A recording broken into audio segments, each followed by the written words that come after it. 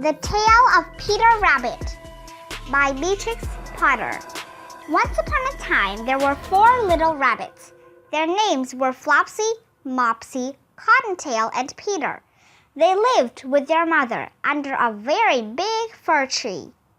One morning, Mrs. Rabbit said, "You may go into the fields or down the lane, but don't go into Mr. McGregor's garden. I am going out shopping. You may go out and play." Then Mrs. Rabbit took a basket and went through the wood to the baker's. She bought a loaf of brown bread and 5 currant buns. Flopsy, Mopsy, and Cottontail, who were good little bunnies, went down the lane to gather berries. But Peter was very naughty. He did not listen to his mother. He went to Mr. McGregor's garden and squeezed under the gate. First, he ate some lettuce, some beans, and some radishes. And then, even though he ate a lot of food, he went to look for some parsley. But all of a sudden, whom should he meet but Mr. McGregor?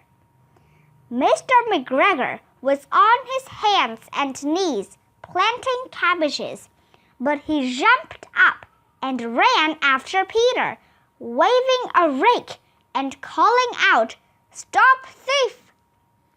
Peter was very scared. He ran all over the garden. He forgot the way back to the gate. Peter lost one of his shoes in the cabbages and the other shoe in the potatoes. After losing his shoes, he ran on 4 legs. He might have got away if he didn't run into a net. Peter got caught by the large buttons on his jacket. It was his new blue jacket with big brass buttons. Peter started to cry. Some friendly sparrows flew to him and said, "Don't cry, you can get out of that net." Peter stopped crying and tried to get himself free. Just then, Mr. McGregor came up with a sieve to pop upon the top of Peter, but Peter wriggled out just in time, leaving his jacket behind him. Peter rushed into the tool shed and jumped into a watering can. It would have been a good thing to hide in if it didn't have so much water in it. Mr. McGregor was sure that Peter was in the tool shed. Maybe Peter was hiding under a flower pot. He began to turn them over carefully, looking under each one. Suddenly, Peter sneezed. "Kerchoo!" Mr. McGregor heard the sneeze and was after him. Peter jumped out of a window. Mr. McGregor was tired of running after Peter. He went back to work in his garden. Peter sat down to rest. He was out of breath and shaking with fright, and he was lost. He was very wet from sitting in that can. Peter began looking all around for the way home. Peter found a mouse carrying peas and beans to her family. Peter asked her the way to the gate, but she had such a large pea in her mouth that she couldn't answer. She only shook her head at him. Peter began to cry. Peter tried to find his way home straight across the garden. He came to a pond. A white cat was staring at some goldfish.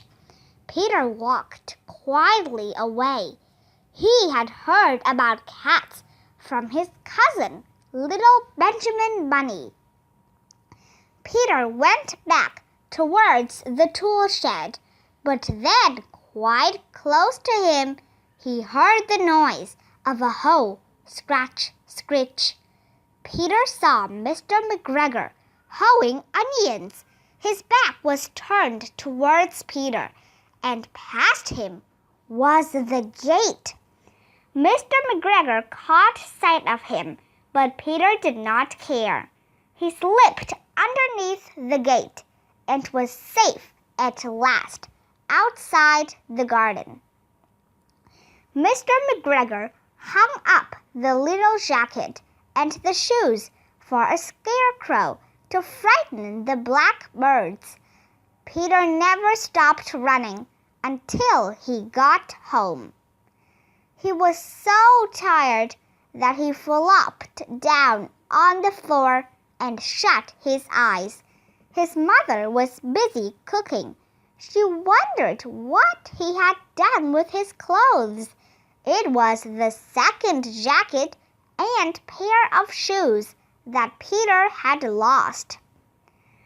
But Flopsy, Mopsy, and Cottontail had bread and milk and blackberries for supper. The end.